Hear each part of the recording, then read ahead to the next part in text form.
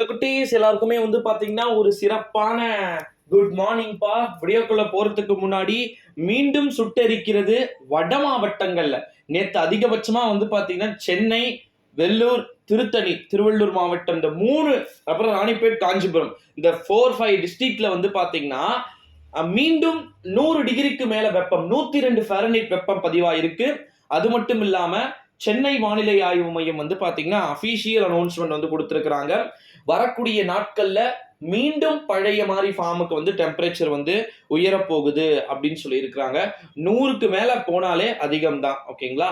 106, 107 Fahrenheit வரைக்கும் மறுபடியும் பாத்தீங்கன்னா டெம்பரேச்சர் போக போகுது. எந்தெந்த மாவட்டம்னா வெள்ளூர், திருப்பத்தூர், ராணிப்பேட், திருவண்ணாமலை, காஞ்சிபுரம், செங்கல்பட்டு, சென்னை, திருவள்ளூர், திருவண்ணாமலை இந்த மாவட்டங்கள்ல எல்லாமே பாத்தீங்கன்னா இப்ப வரைக்குமே பெருசாலாம் சரியா மழையே கிடையாது. அங்கெல்லாம் கண்டினியூவாவே வெயில் அடிச்சுக்கிட்டு தான் இருக்கு.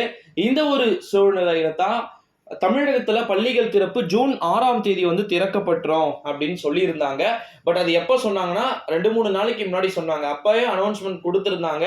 இப்ப மறுபடியும் டெம்பரேச்சர் அதிகமாக ஆரம்பிச்சிருச்சு, இன்க்ரீஸ் ஆக ஆரம்பிச்சிருச்சு. அனல் காற்று எச்சரிக்கையும் கொடுத்திருக்கிறன்றதுனால மேபி இந்த 6ஆம் தேதி அப்படின்றது ஒரு 3-4 நாட்கள் நமக்கு 6ஆம் தேதி தான் வேளன்கிழமை பள்ளிகள் திறக்கப்படுது.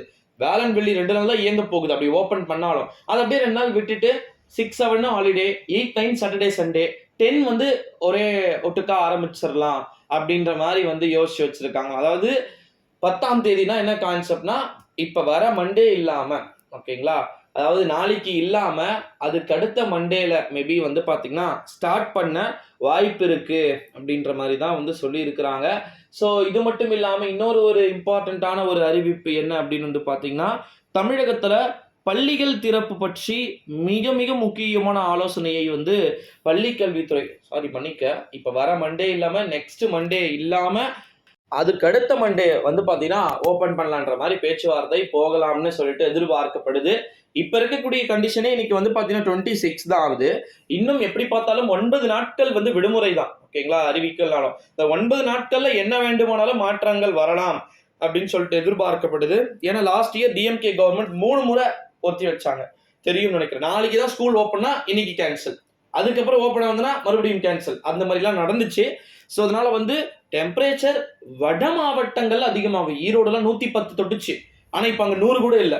அங்க டோட்டலா அங்கெல்லாம் பாத்தீங்கன்னா ரெயின் டோட்டலா அங்க மான்சூன் ஸ்டார்ட் ஆயிடுச்சு. அதனால அவங்களுக்குலாம் வெயில் இருக்காது அப்படின்னு சொல்லிட்டாங்க. ஆனா நார்த் மாவட்டங்கள், இந்த நான் சொன்ன 10 மாவட்டங்கள தொடர் வெப்பம்.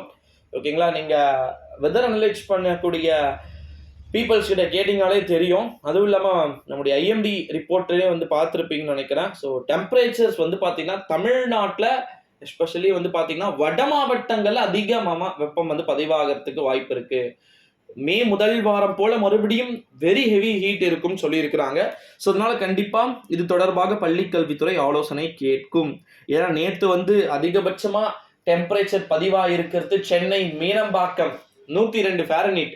ஓகேங்களா? இப்ப 102ன்றது கொடூரமான வெப்பம். 106, 108 எல்லாம் வந்துச்சுன்னா கண்டிப்பா ஒண்ணு நார்த் ஃபுல்லா லீவ் விடுறாங்களா, இல்ல டோட்டல் தமிழ்நாடு ஃபுல்லா லீவ் வராங்கன்னு பார்க்கலாம். தேங்க்யூ.